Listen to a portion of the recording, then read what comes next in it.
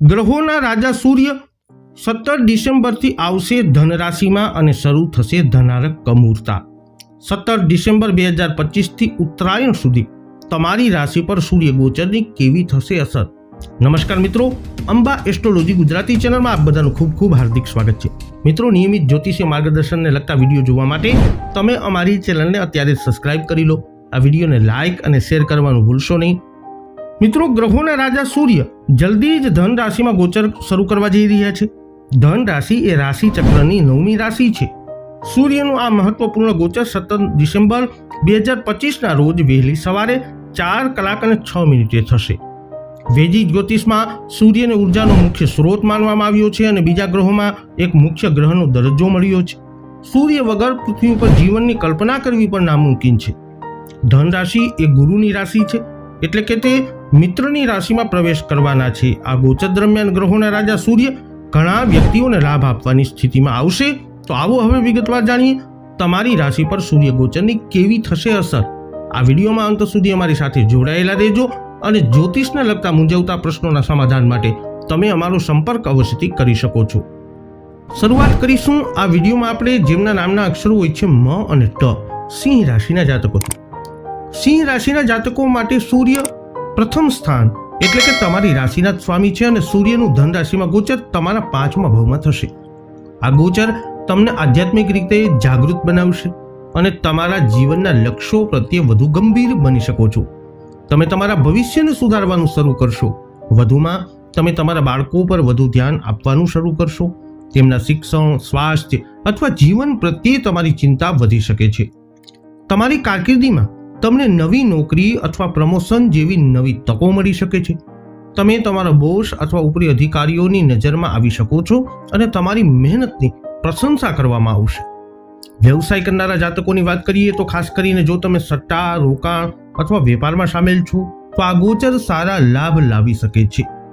તમારા વ્યવસાયમાં વૃદ્ધિ અને વિસ્તાર થવાની સંભાવનાઓ છે.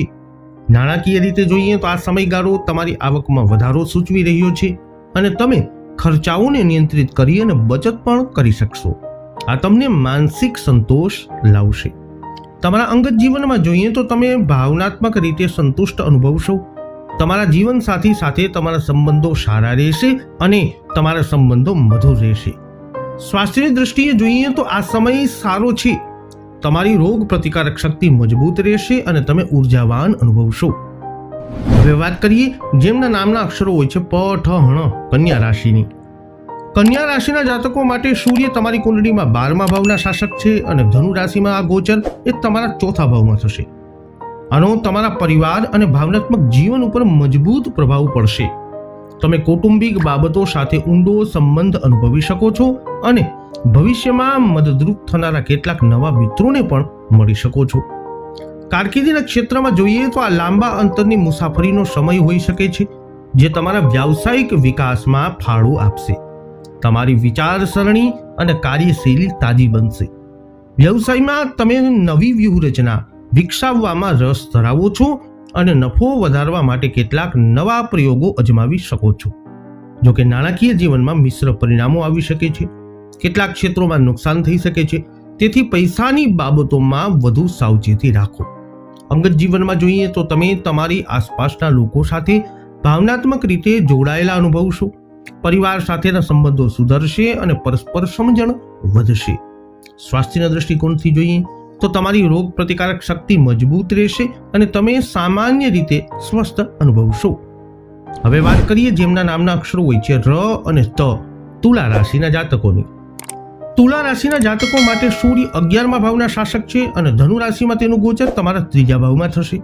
આ સમય દરમિયાન તમને વ્યક્તિગત વિકાસનો અભાવ અનુભવાઈ શકે છે અને ખાસ કરીને મુસાફરી સંબંધિત બાબતોમાં અવરોધો અથવા વિઘ્નો ઊભા થઈ શકે છે. તમારી કારકિર્દીમાં તમારી મહેનત અપેક્ષા કરતાં ઓછી ફળ આપી શકે છે અને પ્રગતિ થોડી ધીમી પડી શકે છે. આનાથી થોડી નિરાશા તમારામાં વ્યાપ્ત થઈ શકે છે. વ્યવસાયમાં જોઈએ તો થોડો લાભ થશે પરંતુ નુકસાનની પણ શક્યતા છે. આ સમયગાળો મિશ્ર પરિણામ આપવાળો સાબિત થઈ શકે છે. નાણાકીય રીતે જોઈએ તો મુસાફરી સંબંધિત ખર્ચાઓને કારણે નાણાકીય નુકસાન થવાની સંભાવના છે. ખાસ કરી અને જો તમે બેદરકાર રહેશો તો નુકસાની વધારે થઈ શકે છે. તમારા અંગત જીવનમાં જોઈએ તો તમારા જીવનસાથી સાથેના સંબંધોમાં ખટાશ અથવા કડવાશ આવી શકે છે. દલીલો અથવા ગેરસમજ ઊભી થઈ શકે છે. આ સમય દરમિયાન ધીરજ અને ગોઠવણ કરવી જરૂરી છે.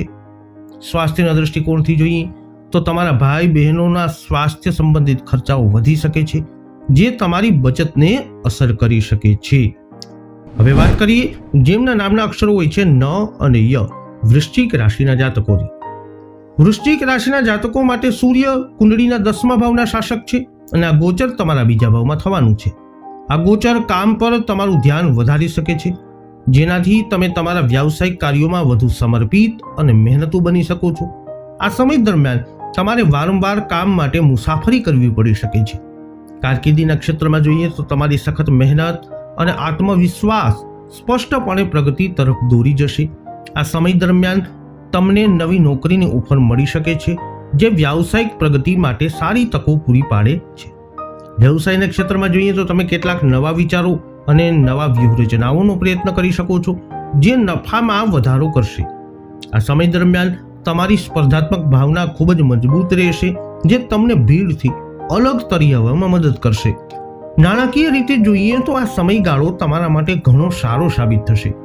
તમે પૈસા કમાવામાં સફળ થશો અને બચત કરવાની તમારી ક્ષમતામાં પણ વધારો થશે. તમને તમારા પૈસાનું સમજદારીપૂર્વક સંચાલન કરવાની તક પણ મળશે. તમારા અંગત જીવનમાં જોઈએ તો તમે તમારા જીવનસાથી પ્રત્યે પ્રેમાળ અને સમજદાર બનશો. આ તમારા બંધનને મજબૂત બનાવશે અને વાતચીત અને ભાવનાત્મક જોડાણમાં વધારો કરાવશે. સ્વાસ્થ્યની દૃષ્ટિએ જોઈએ તો તમે ઉર્જાવાન અને ફિટ અનુભવશો. આ સમય દરમિયાન તમે તમારા સ્વાસ્થ્ય પ્રત્યે સભાન રહેશો અને તમારી તંદુરસ્તી જાળવવા માટે યોગ્ય નિર્ણયો પણ લેશો. તો સિંહ, કન્યા, તુલા તથા વૃશ્ચિક રાશિના જાતકો વૈદિક જ્યોતિષશાસ્ત્ર અનુસાર 17 ડિસેમ્બરથી લઈ અને ઉત્તરાયણ એટલે કે મકર સંક્રાંતિ સુધીનું સૂર્યનું આ ગોચર તમારી રાશિ પર કંઈક આવો કરી શકે છે પ્રભાવ. આ વિડીયો અંગેના તમારા અભિપ્રાય શું છે, તમારા મંતવ્ય શું છે, કોમેન્ટમાં જણાવજો. વિડીયોને લાઈક કરજો, શેર કરજો, અમારી ચેનલને અવશ્ય સબસ્ક્રાઇબ કરી લેજો. ફરી મળીશું નવા વિડીયોમાં. જય અંબે.